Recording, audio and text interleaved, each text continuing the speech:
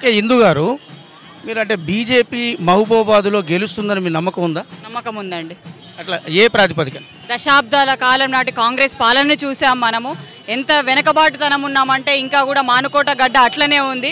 ప్రస్తుతం ఉన్న తరుణంలో మోడీ గారు పేద ప్రజలుగా ఒక పేదింటి బిడ్డగా తను ఆలోచించి పేద ప్రజల పక్షాన పోరాటం చేసి మన దేశాన్ని అలా ఒక విశ్వ గురువుగా నిలబెట్టడం జరిగింది. దానికి ఉదాహరణనే ఒకటి చెప్తాను. మొన్న రిలీజ్ చేసినటువంటి మేనిఫెస్టో కూడా మొత్తము మహిళలు, రైతులు, యువత మీదనే ప్రాతిపద ఉంది. అంటే దేశానికి వెన్నుముక ఈ మూడు భాగాలు మంచిగా వృద్ధిలో ఉంటేనే మన దేశ భవిష్యత్తు ఉంటుంది. ఆర్థిక రంగం చూసినా నలుమూలలు ఉన్నటువంటి దేశాలన్నీ కూడా ఇలా భారతదేశం వైపు చూపించగలిగాడు. ఇంతకుముందు కూడా మేము ఇప్పుడు భారతీయ జనతా పార్టీ ఎందుకు గెలుస్తుంది అంటున్నామంటే మనం చూసాం అంతకుముందు బలరాం నాయక్ గారు ఒక ఎంపీగా చేశారు. వాళ్ళే అప్పుడు అధికారంలో ఉన్నారు. కానీ మానుకోట గడ్డకు వారు చేసింది ఏమీ లేదు. తర్వాత మాలోత్ కవిత గారు రాష్ట్రంలో అధికార పార్టీలో ఉన్నటువంటి వ్యక్తి ఎంపీగా చేశారు. కానీ డెవలప్మెంట్ ఏమీ లేదు.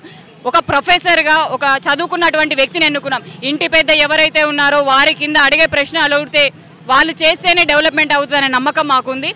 చూసే జరిగిన పరిణామాలన్నీ చూసుకుంటే కూడా కరోనా టైంలో మిగిలిన దేశాలన్నీ కూడా చాతగాక చేతులు ఎత్తేసినప్పుడు భారతదేశం మాత్రమే ఒక ప్రాణం కూడా పోకుండా కాపాడుకున్నటువంటి దేశం భారతదేశం.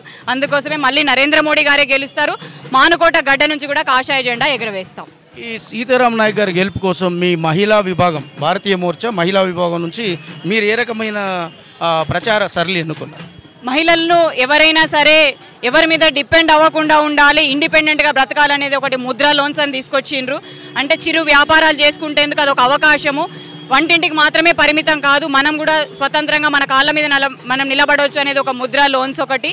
ఇంకొకటి ఇంతకు ముందు చూస్తే ఆక్స్ఫర్డ్ యూనివర్సిటీలో కానీ పెద్ద పెద్ద యూనివర్సిటీలు చదువుకున్నప్పుడు కూడా ఎవరికి రాంది స్వచ్ఛ భారత్ అనే మిషన్ 2014లో తీసుకొచ్చి ఇంటి ముందట టాయిలెట్స్ కట్టించాం. సుమారుగా మన భారతదేశంలోనే 12 కోట్ల టాయిలెట్స్ నిర్మాణం జరిగింది. అంటే ఒక ఆత్మగౌరవం, ఆడబిడ్డ ఆత్మగౌరవం కాపాడినటువంటి వ్యక్తి నరేంద్ర మోడీ గారు. ప్లస్ ఆడపిల్లలు పొద్దున్న లేస్తే పొగ్గట్టం పెట్టుకొని పొయ్యి దగ్గర ఊదుకుండా ఉండొద్దు అని చెప్పి ప్రధానమంత్రి ఉజ్వల యోజన కింద గ్యాస్ కనెక్షన్ ఇప్పించినాము. దానికి మన తెలంగాణ రాష్ట్రంలో సుమారు 18 లక్షల మందికి గ్యాస్ కనెక్షన్స్ వచ్చినాయి. ఇవన్నిటిని ముందడికి చెప్పుకొని ఇంకా చాలా అంశాలు ఉన్నాయి. మహిళలుగా ఈ 3 అంశాలని ముందడికి తీసుకెళ్లి మేము ఓటు అడుగుతందుకు సిద్ధంగా ఉన్నాం.